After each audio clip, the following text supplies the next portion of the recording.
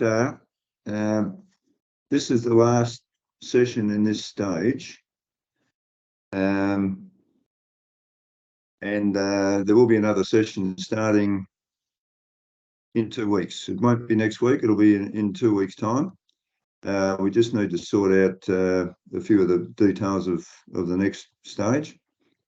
Morning, Stephen. So the first session in the next stage, morning, Stephen, will be it'll be 2 sessions actually, because there's too much to cover in one session, and we're going to be talking about process again, but in a bit more detail. So digging a bit deeper into things, and following that, there may be another session, but I'm going away in July. I'll be away for 6 weeks, so there won't be another session until the end of August or early September. I'll just have to work out those dates, but I'll let you know. So let's get started on session 12. I'll share my screen.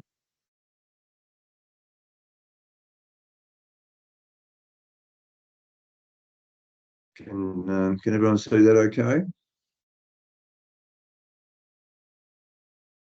Okay, we're going to talk about ductwork and pipework insulation today. Thermal insulation is applied to ductwork and pipework for various reasons, as noted below.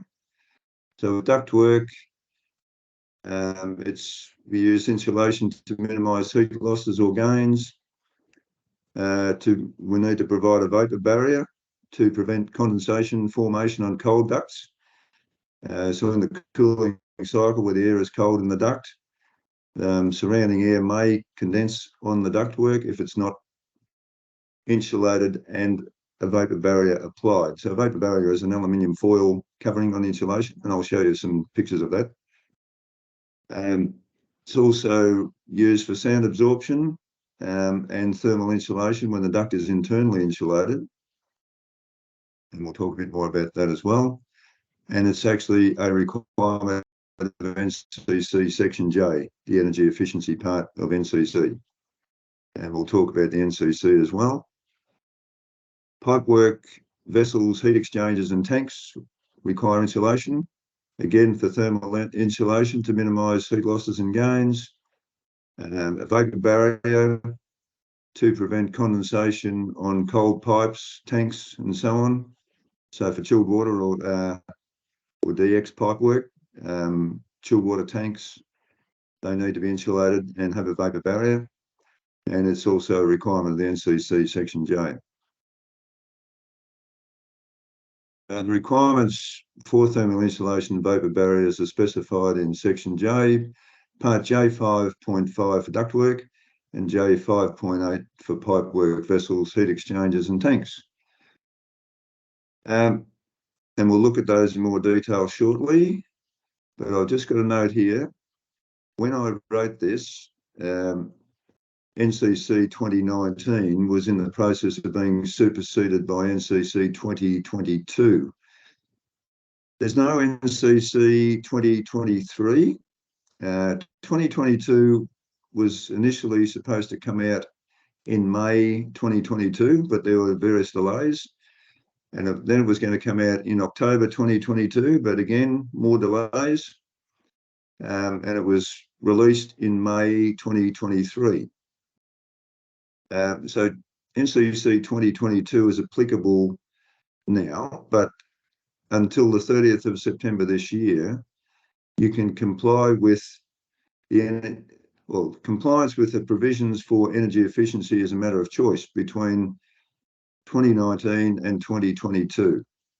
So the information that I'm going to present here is based on 2019, because we can still use that up until September this year. But I recommend that everyone becomes familiar with 2022 requirements. And to be honest, I'm not sure what the changes are, if any, at this stage. Morning, Julia. That's something that I need to come up to speed with as well. Good morning. Morning. Hi. Okay, let's talk about ductwork insulation. Duct insulation, whether it's applied externally or internally, is required on all air conditioning ductwork. ventilation ductwork is not required to be insulated, but is often insulated internally in specific locations to reduce noise transmission. So you might use it in lengths of straight duct or adjacent to a fan or in a bend to provide some sound absorption.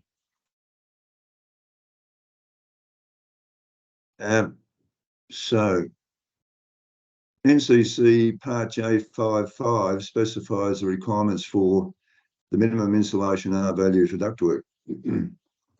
So I'll just show you that part. So J55 ductwork insulation, can you see that, the NCC? Just give us a nod. Okay, so you can have a read through that on your own, but I'm going to cover the main points. That first part there, ductwork and fittings in an air conditioning system must be provided with insulation complying with AS 4859.1 and having insulation R value, thermal resistance value, greater than or equal to 1 for flexible ductwork. For cushion boxes, it has to be the same as the connecting ductwork, which may be flexible or rigid, and or that specified in table J55. So table J55 gives you the R values for different situations and different climate zones. So for climate zone 1 to 7, it's those values. Climate zone 8 is a higher value. Within a conditioned space, we're exposed to direct sunlight. So within a conditioned space, I'm going to define that for you in this session. So we'll come to that. We're exposed to direct sunlight basically means it's outside the building. So it's on a roof or it's outside on the wall, somewhere outside. All other locations are areas like in ceiling spaces that are unconditioned, in a roof space, in a riser shaft, and so on, outside the conditioned space. So rigid ductwork must have a minimum R value in accordance with table J5.5, as we just talked about, based on the applicable climate zone and location of ductwork in the building. Ductwork must have a vapour barrier when conveying cooled air to prevent condensation on the duct surface, which can lead to water leaks, mould growth, and corrosion. Flexible ductwork must have a minimum R value of 1. Cushion boxes or cushion heads, where you have a box on top of an air outlet, must have a minimum R value equal to that of the connecting ductwork.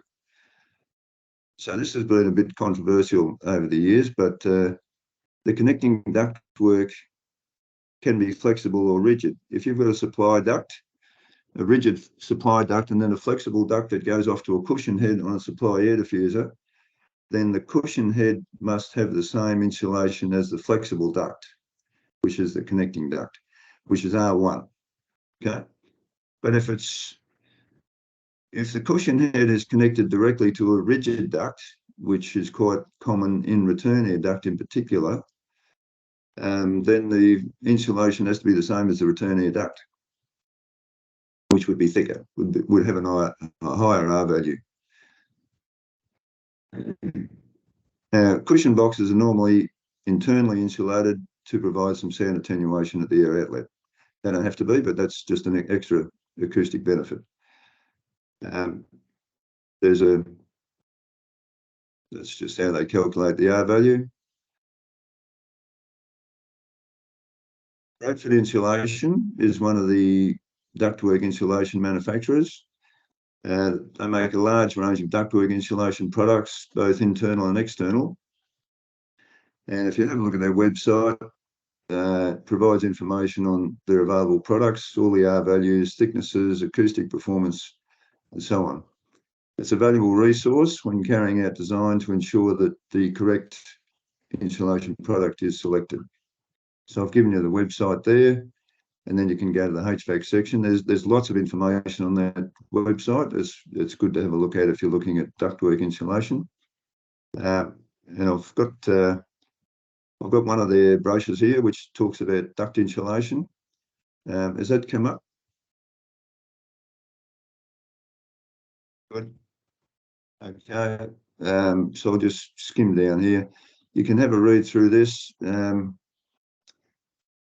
It gives climate zones, says what the climate zones are. And then again, this is up to 2019. This is not updated for 2022 at the moment, but this is still applicable. So this repeats what the NCC 2019 asks for, and then goes through and gives you the products that will comply with those R values. So that's this one. This shows a picture of a thermally insulated duct here. You can see the yellow is the fiberglass thermal insulation, and the silver foil on the outside is the vapor barrier. And for internal duct, there's some internal duct back here. You can see the internal insulation there. Can you see that? So that's insulation applied internally within the duct. The NCC J5.5C lists several exemptions from the requirements for duct insulation, which I've clarified here because sometimes these are a bit hard to follow, and can be a cause of debate. I'll try to clarify them for you here. So point 1, insulation is not required for ductwork and fittings within the only or last room served by the system. So for example, if a fan coil unit is installed in a room below the ceiling line, or if there's no ceiling and serves only that room, then the ductwork connected to the fan coil unit does not have to be insulated. So that makes sense. I mean, it's in the room, you don't need to insulate it because it's surrounded by conditioned air. It can be insulated if you choose to, and may be necessary for acoustic insulation. So if you want to take out some of the noise of the fan coil unit fan, you might want to internally insulate the ductwork to absorb some of that noise. So point 2, insulation is not required for fittings that form part of the interface with the conditioned space. So I don't know whether you all know what a conditioned space is or how it's defined. It's defined in the NCC in Schedule 3. And I've quoted it verbatim here. The conditioned space for the purposes of Volume 1, which is the one that we're dealing with mainly, means a space within a building, including a ceiling or underfloor supply air plenum or return air plenum, where the environment is likely, or the intended use of the space, to have its temperature controlled by air conditioning. As usual, a bit of a mouthful, but basically,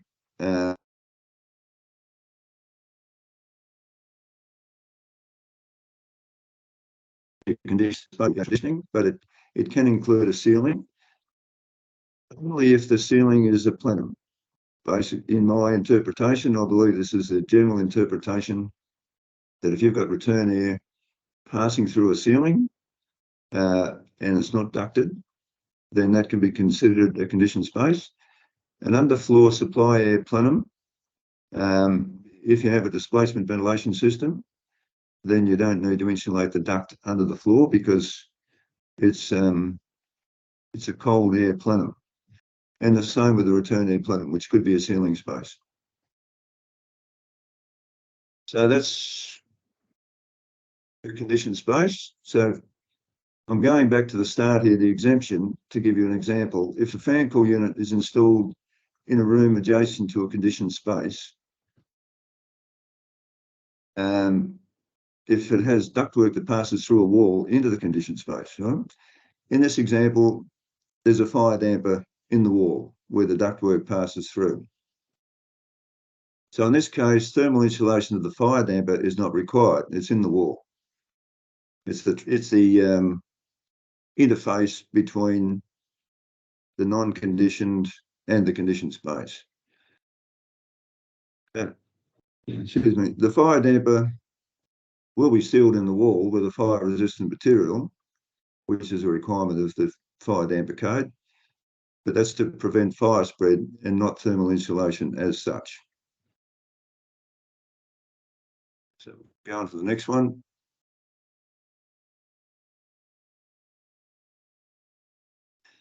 Insulation is not required for return air ductwork in or passing through a conditioned space. So I've said this is self-explanatory, provided the return air duct is within the occupied space or in a return air plenum. So, for example, the ceiling space is a return air plenum and not fully ducted. So if your ceiling space is basically just a return air plenum and you have a duct coming through a wall into that space, into the ceiling space, to return the ductwork back to the air handling unit or fan core unit, then the ductwork doesn't have to be insulated in that area. But this exemption wouldn't apply to ductwork, return air ductwork directly below a roof, because in that case, the return air must be fully ducted from the return air grills. If it's below a roof, it's going to be affected by the heat transfer through the roof, and you will need to insulate it. It can't be considered, a roof space can't be considered a conditioned space, in my opinion. But these things are subject to discussion and argument. You can always debate these things and try and get further clarification. But that's the clarification that colleagues and myself have come to. Number 4, insulation is not required for ductwork for outdoor air and exhaust air associated with an air conditioning system. Obviously, these ventilation ducts, the air is unconditioned, so you don't need to insulate it. And there's no benefit in energy efficiency or cost. Obviously, it's going to cost more to insulate the ductwork. But once again, unless you want to insulate the duct internally to get some sound absorption. So you can insulate it if you want to. Next one, number 5, insulation is not required for the floor of an in-situ air handling unit. Now, the floor of an air handling unit must be trafficable to allow access for maintenance and so on. So you've got to get in there to clean the coils, to replace filters, check for leaks, just generally clean it out. If insulation is applied to the floor, it'll be constantly damaged and requiring ongoing replacement. In practice, the majority of air handling units are manufactured from pre-insulated sandwich panels, so the floor is insulated anyway. It's not a problem, but back not so long ago, when air handling units weren't manufactured from pre-insulated panels, sometimes insulation was put on the floor, and it used to get torn to shreds because people would be going in there quite often doing work, and the insulation starts to break up and get drawn across the coils and so on. So the NCC allows you not to have insulation. Next one, 6. Insulation is not required for packaged air conditioners, split systems, and variable refrigerant flow air conditioning equipment complying with MEPS. So I don't know if you've heard of MEPS, but it means the minimum energy performance standards for equipment and appliances established through the Greenhouse and Energy Minimum Standards Act 2012. Equipment manufacturers, you'll see when you're looking at DX equipment, VRF equipment, there should be a comment that it complies with MEPS. Well, it must comply with MEPS. So no additional insulation is required for components within those packaged units. I've given an example of a chiller, because chillers are required to comply with MEPS as well. The insulation of a chiller evaporator is provided by the manufacturer so that the chiller complies with MEPS. So it'll be a minimum layer of insulation as a standard.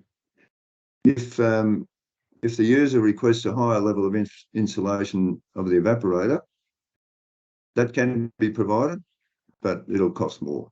So For instance, a chiller might come with, say, 38mm Armorflex type insulation, and the specification, or you might say that you want more than that, you want better. You might want 50mm or even 75mm of insulation. So they can provide that, but it will cost more, or it can be done on site. If you want to have a look at maps, you can go to the website shown there. So finally, number 7, insulation is not required for flexible fan connections. So if you have flexible connections on a fan core unit or an air handling unit, typically they're made from a tough, flexible fabric such as canvas or polyester compound, and they're only about 100mm long. So the idea of that is any vibration from the fan is not transferred into the ductwork, which will create noise. So typically they're not insulated, so that they can move freely to absorb vibration. The heat, excuse me. The heat loss or gain in the length of flexible connection is negligible. The materials used are resistant to formation of condensation to a certain extent. In humid climates, it is advisable to install some means of trapping any water drips due to condensation. So maybe a drip tray under the fan coil, under the flexible connections. I have seen up North Queensland, flexible connections that are insulated, but you just need to be careful that you don't take the flexibility out of the flexible connections if you apply insulation to it. So you can put a wrap around it, which might help to prevent a bit of condensation, mainly on the flexible connection.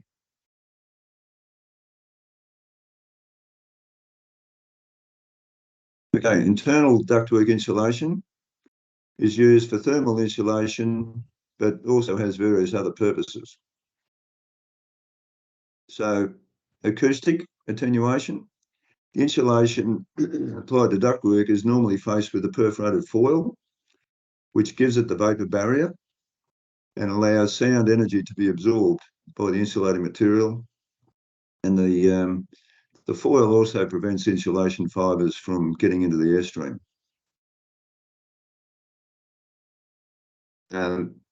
Internal insulation is often used on smaller projects so that the ductwork can be totally pre-insulated in the factory.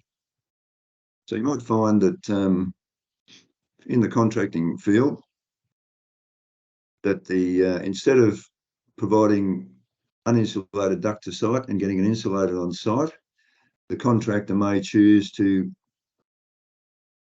internally insulate all the ductwork in the factory.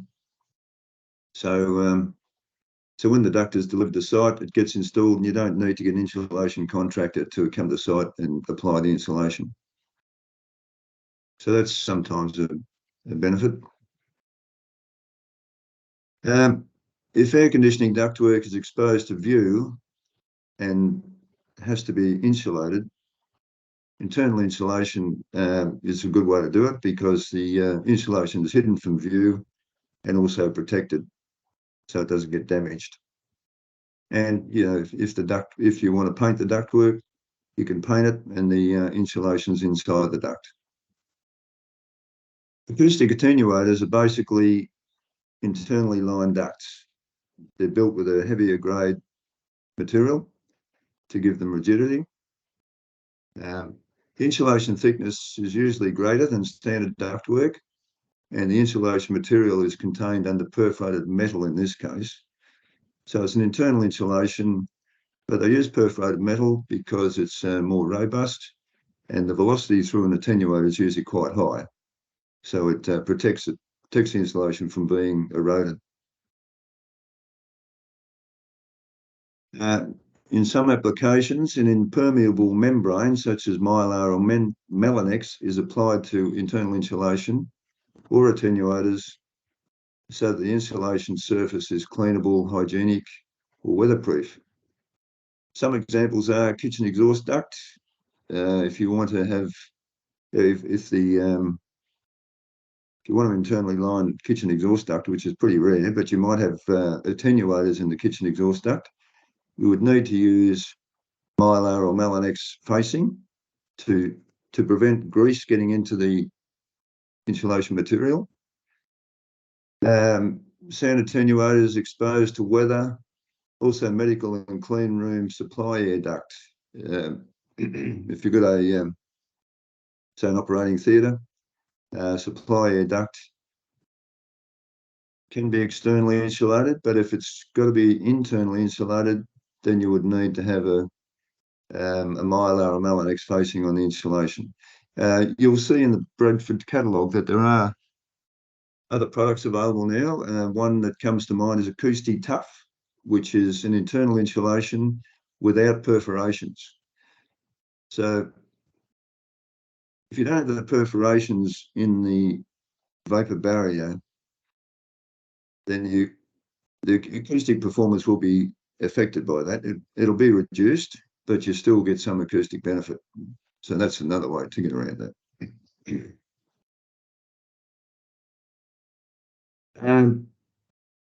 Any questions so far? All right. Well, the last bit on ductwork is ductwork sealing. So this is sealing the seams and joints of ductwork. NCC 29 Part J 5.6 specifies the requirements for sealing ductwork for an air conditioning system with an airflow capacity of 3,000 litres a second or greater. The NCC refers to AS 4254, which provides detailed testing requirements. This is something to be aware of. If you've got an air handling system that's delivering more than 3,000 litres a second, then sections of the ductwork will have to be tested. And they've got to be tested during construction because once everything's built in, it's very hard to go back and test sections of ductwork. And it'll be very hard to find where the leaks are. Some air conditioning ductwork manufacturers will actually seal all ductwork these days, and you can request that. It obviously costs a bit more, but in the manufacturing process, it's not a big deal to seal the seams as they go along. So I know that some manufacturers just do it as a matter of course because it makes it easier. But if sometimes they don't do that, I worked on a lab once where there was a lot of ductwork to be made in a very short time, so we had to subcontract some of the manufacture. And the ductwork that was subcontracted, unfortunately, wasn't sealed properly. Being a laboratory, it was critical. We ended up having to pull all the ductwork out and redo it. So, just be aware of it. It's important. The requirement applies where the ductwork is not located within the only or last room served by the system. So if it's in the room served by the system, you don't have to seal it. Leakage testing must be carried out at 1.25 times the calculated design operating pressure. So the static pressure that you've calculated, you have to multiply that by 1.25 to do the testing.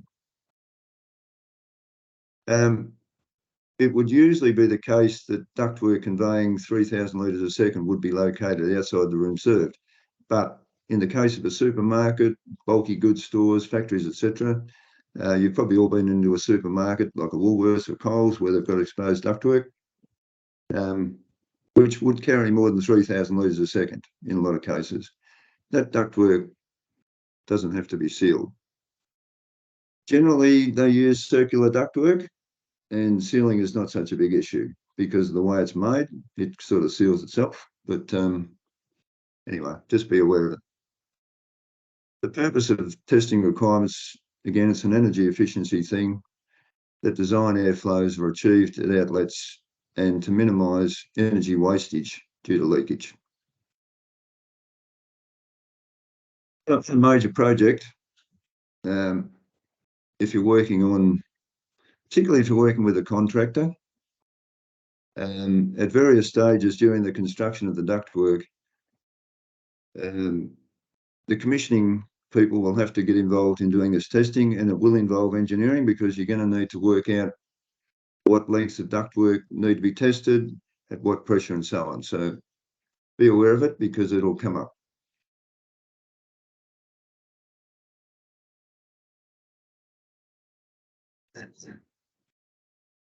So pipework insulation. Pipework vessels, heat exchangers and tanks containing heating or cooling fluid and which are part of an air conditioning system. This is from NCC. Must be insulated in accordance with NCC Part J 5.8. Note that pipework, which is integral with equipment covered by MEPS, which we've talked about, doesn't have to comply with NCC Section J. So if you've got pipework within a, say, a VRF unit, the pipework inside the unit doesn't have to comply. It will be insulated, but the whole unit has to comply with MEPS. Other exclusions are described in NCC Part J 5.8D, which we'll come to. So, so there's J 5.8, pipework insulation. You can have a read of that, but I'll go through the main points.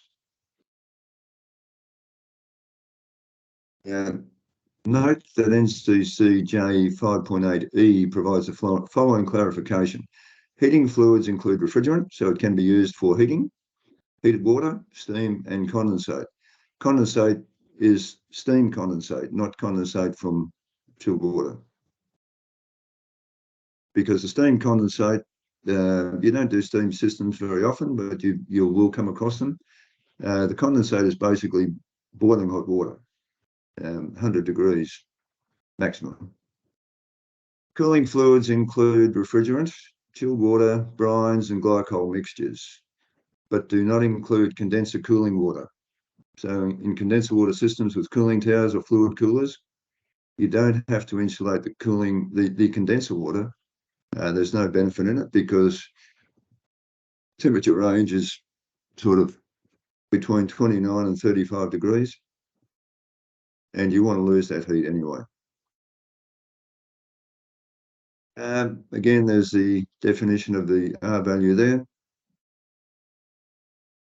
NCC table J58 lists requirements for the minimum insulation R value for pipework based on the fluid temperature range and pipe size. So we'll have a look at that. So table J58A for pipework. So on the left side here, it gives a temperature range. For chilled water, we would normally be between 2 degrees and 20 degrees C, and for heating water would be between 30 and 85. So they're the applicable rows there. If you have high temperature hot water, then it's 2.7 is the R value. Low temperature, less than 2 degrees, you may come across that if you're using a brine or a glycol solution for a special process. It won't be for air conditioning as such, normal HVAC applications, but there might be a industrial process where you want to go below 2 degrees. So there's the values, and they depend on the pipe size. So you need to look at those columns to get the pipe size and to determine the R value required. And for vessels, heat exchangers and tanks, table J5.8B gives you the R values required for the different temperatures of operation.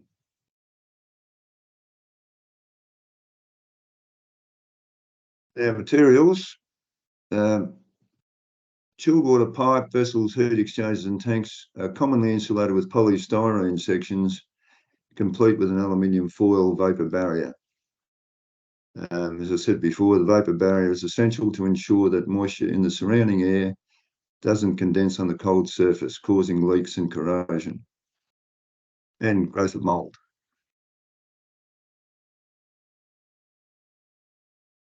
Fiberglass insulation with a vapor barrier can also be used for chilled water pipe, but polystyrene is generally preferred due to its ease of application on site. Fiberglass material is very good, but yes, the fibers become it can be irritating to work with. People, it gets up on your arms, and it's a bit prickly, so they tend to prefer to use the polystyrene. I've got a picture of it. I shall show you. So that's typical chilled water pipe insulation. It's got the polystyrene insulation and the foil vapor barrier. It comes in sections so that they slick over the pipe and they're sealed along the seams. The pipework is also normally covered with a mastic material, which is also provides protection for the pipework and a vapor barrier if the insulation fails.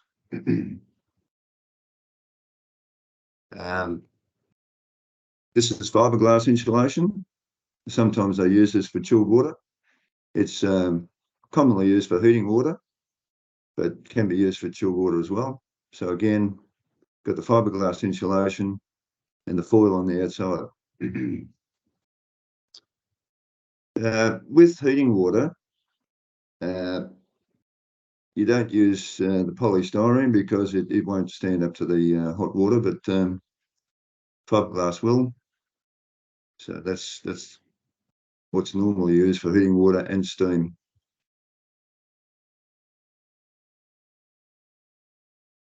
I've talked about that. Okay. The required thickness of the insulation, and when you're working with your drafting team, they're always going to ask you, how thick does the insulation need to be? So you need to go to the NCC and determine the R value, and then look at some literature from manufacturers you need to decide what material you're going to use, whether it's polystyrene, fiberglass, closed cell such as Armorflex, that type of thing. You need to get the manufacturer's information and determine the thickness you need to achieve the R value specified by the NCC. And I've got an example here. Chilled water at 7 degrees is conveyed in an 80mm copper pipe. It's been decided for this project to use fiberglass insulation.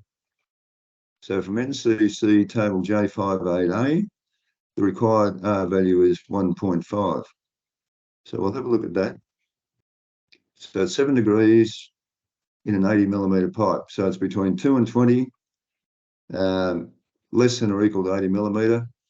1.5 is the R value you require. Okay, so I've got a table I'll show you in a second. With reference to the Bradford insulation table, the required insulation thickness is 38mm. Okay, so I'll show you that table. Now you can, again, if you go to the Bradford website, you can find this information. For fiberglass, Bradford I believe they still do supply polystyrene as well, but you might have to go to a different manufacturer to get more details. But for fiberglass, copper pipe, 80mm, the green highlighted cells. NCC requires an R value of 1.5, so the insulation thickness is 38mm. Okay, so as you work through your projects, you'll need to do those sort of investigations. So once again, there are some exemptions from the requirements in the NCC for the insulation of pipe vessels or heat exchangers, which are clarified here. I thought this might be helpful for you just to go through these clarifications. Peter? Yep. Just quickly, for that NCC table J5.8, you mentioned the temperature ranges for water. What's come up in the past for me is the temperature ranges for refrigerant, and Mhm. especially those two extremes. Do we know, from your knowledge, do we know like if the refrigerant operates at less than 2 degrees, for instance? Well, I can tell you it won't. Yeah. But if you're doing a commercial refrigeration project where you have, say, a freezer, yes, Mm-hmm. it will. Okay. Okay. So with HVAC, we will talk about refrigeration as well in a second, but generally we're dealing with HVAC systems. You'll find that the suction temperature, which is when the refrigerant is drawn out of the evaporator to the compressor, it's generally called the saturated suction temperature. In my experience for HVAC, the minimum temperature there would be about 5 degrees. Okay, Mm-hmm. temperature of the refrigerant. If you're dealing with what they call medium temperature refrigeration, that's an industry term which actually refers to a cool room. Okay, so a cool room is a refrigerator for commercial use. So, Yep. and you would know all about that, Hudson. Yeah. Yeah. Uh, and obviously that's going to be maintained at a temperature between 0 and 4 degrees because it's not a freezer, but you want to maintain the food products, less than 4 degrees, generally speaking. So to achieve that temperature, your saturated suction temperature would have to be below 0. Okay? Mm-hmm. It's just a fundamental of heat exchange that if your saturated suction temperature is below 0, then you're not going to achieve 4 degrees in the room. If you're dealing with a freezer, which is maybe minus 18 degrees or lower, then obviously, again, it's below 0. So in HVAC, you don't have that situation. Mm-hmm. Does that answer your question? Yep. Perfect. Thank you. It is a good question, though, because one of the controversial things about insulation in the NCC is the R value for refrigeration. As I've said, I haven't looked at NCC 2022 yet, but in 2019, it stipulates that the R values must be the same as they are for chilled water. That can be a bit of an issue. Mm. So you need to, there is a bit of an industry standard, and each office will have to deal with this separately, but normally you use Armorflex closed cell type insulation on refrigeration, on HVAC refrigerant pipe. So you need to look at the R values and comply with the BCA, or the NCC.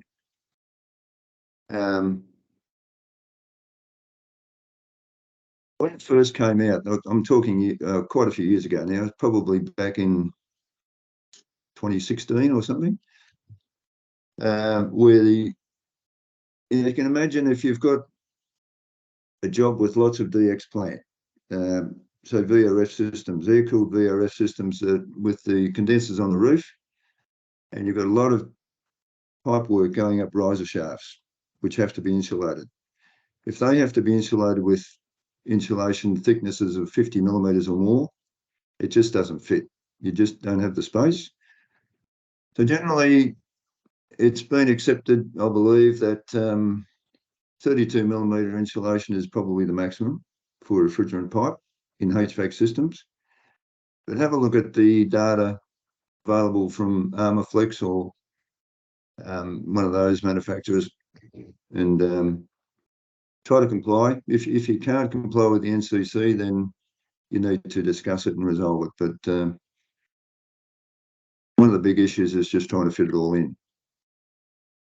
Yeah, I believe there was a study sometime early this year. I think it was by Ventrix, and they sort of were trying to prove that anything above 32 mil had negligible impact on insulation performance. And I think last I heard of it that they were going to sort of prepare a performance solution and sort of Yeah. say whoever wants, you can use this performance solution. Because as you say, like, yeah, it's fitting it in is impractical in a lot of cases, and a lot of people don't. So it's one thing to use common sense, another thing to actually be able to back it up. Yeah, that's right. And that's why it's controversial. And I went to a seminar put on by a fairly prominent fellow in the industry, and I asked a question about insulation of refrigerant pipe, and he just said, "Oh, you just comply with the NCC." And I said, "Well, what about the situation we talked about?" He said, "Oh, I see what you mean." So he said, "After the break, I'll come back to you." After the break, he came back and he said, "Yeah, that's a problem." So it's never really been clearly resolved in the NCC. From what I have seen that article you mentioned, and that's the sort of thing you need to work with. The problem with the NCC is that there's contractors out there who never comply with the NCC. So that's what you're up against. But I think it's our aim to always comply with it. But there are situations like this where some common sense has to prevail. And that article you've mentioned is a good way towards getting that one solved anyway. Now, so going back to item 1 here of the exemptions, insulation is not required for pipe work, vessels or heat exchangers located within the only or last room served by the system and downstream of the control device serving that room. They just have to read these clauses carefully. But for this one, so if you've got a fan cool unit in the space below the ceiling or there's no ceiling, the chilled water and the heating water pipe work need not be insulated between the control valve and the fan cool unit connections. So it's only a relatively small piece of pipe work. The rest of the pipe work upstream of the control valve does have to be insulated. Quite often you'll see downstream of the control valves, they might use flexible pipes just to make it easy on site or to provide, some vibration isolation. So those flexible pipes don't need to be insulated, or whatever pipe they use.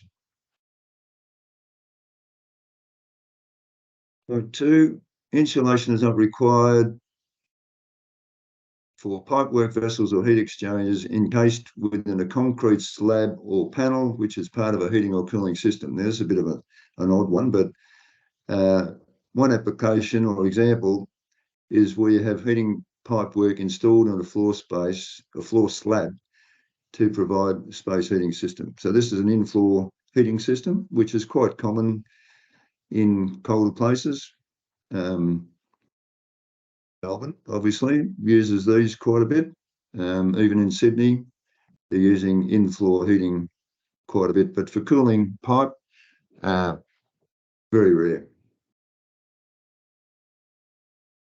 Number 3, insulation is not required for pipework vessels or heat exchangers supplied as an integral part of a chiller, boiler, or unitary air conditioner complying with the requirements of J5, 9, 10, and 11. Again, basically, that's just talking about MEPS. Okay, so if you look at a chiller, for instance, anything within that chiller package has to comply with MEPS, is not required to comply with Section J of the NCC. Number 4, not required inside an air handling unit, fan cool unit, or the like. So any pipe work inside an air handling unit, it's cold in there or hot, doesn't need to be insulated. And it's probably better if it's not insulated anyway, because it's just going to get damaged over time. So I'm going to finish by talking about insulation sheathing or cladding. Does anybody want to ask a question before I go into that? I had a question about the ductwork ceiling. Can you describe how that's usually done opposed to not sealing ductwork? Sorry, the testing of it, or how the ductwork is made, do you mean? The sealing of it, like how is it usually sealed when it's required? Oh, okay. So when they make ductwork in a factory, and just on that, if you can arrange it, it's really worthwhile to go to a duct manufacturing place and see how they do it. There's a place, you're in Melbourne, aren't you, Stephen? Yeah. There's a place called Duct Makers. We're always quite happy to entertain guests and show you how they make ductwork. So that's really worthwhile, and you can ask that question. But I have worked in companies that made duct and sealed it. What they do is it's usually made with machinery. It's not handmade much these days. So the duct machine makes two angle-shaped ducts, two L-shaped ducts, which then go together and make a rectangular duct. And so you've got the seams. So then they make the seams and put it all together. So before they put it together, you just paint a mastic sealant along an edge. And then as they're put together and clamped, then they seal.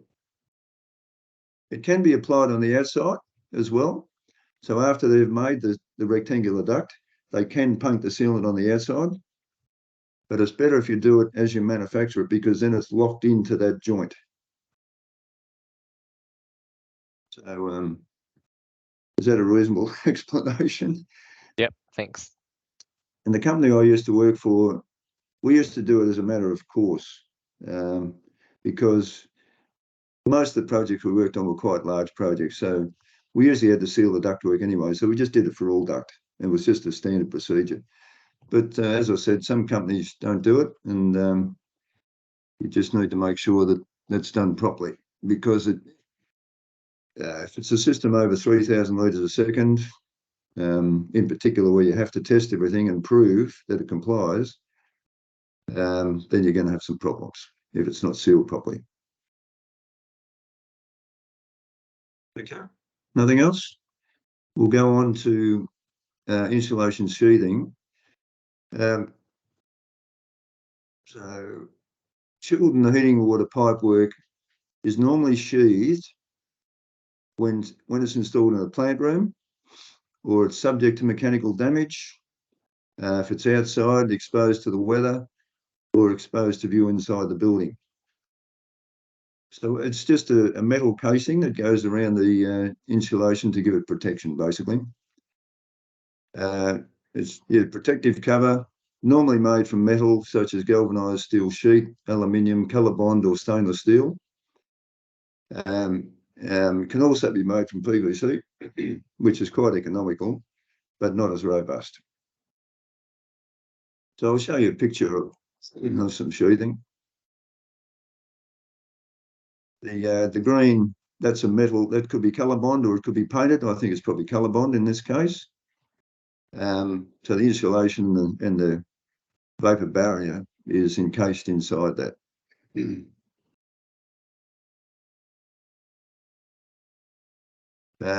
So just an example here, in some projects as well, ductwork in a plant room has to be externally insulated to ensure that there's absolutely no risk of insulation fibres entering the airstream. So again, say a hospital, an operating theatre, the ductwork has to be insulated, but and normally in a plant room you'd use internally insulation for ductwork. So the surface you can see is the metal duct that can be painted. It's robust. Because plant rooms, people carry toolboxes and ladders, and ductwork gets knocked around, as does pipework. So you need to give the ductwork some protection. But if you're doing a clinical area, you can't have internal insulation in some areas.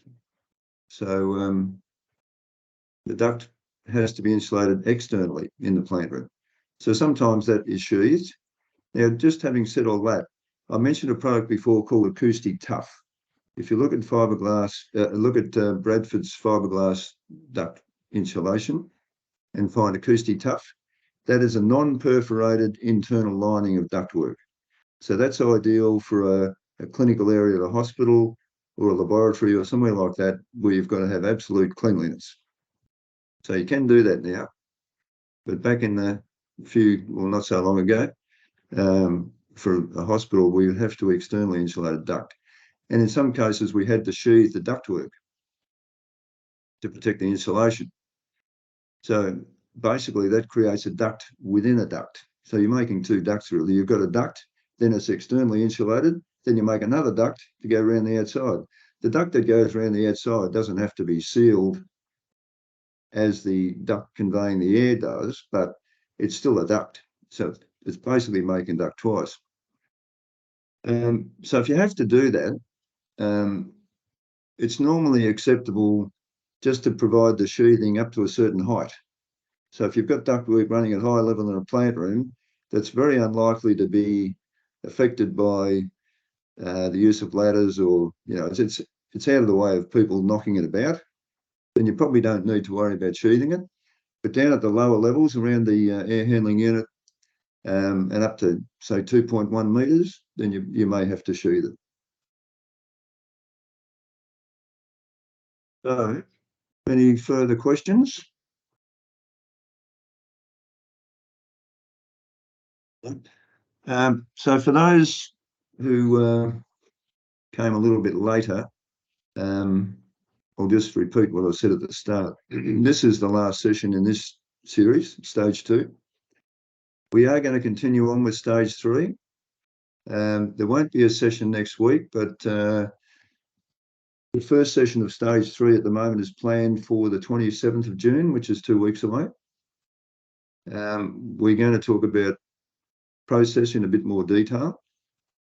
So the process from go to woe of a project, of the steps that you need to go through. I'm sure that'll be 2 sessions. We won't get through it in one, so that'll be 2 weeks. It'll be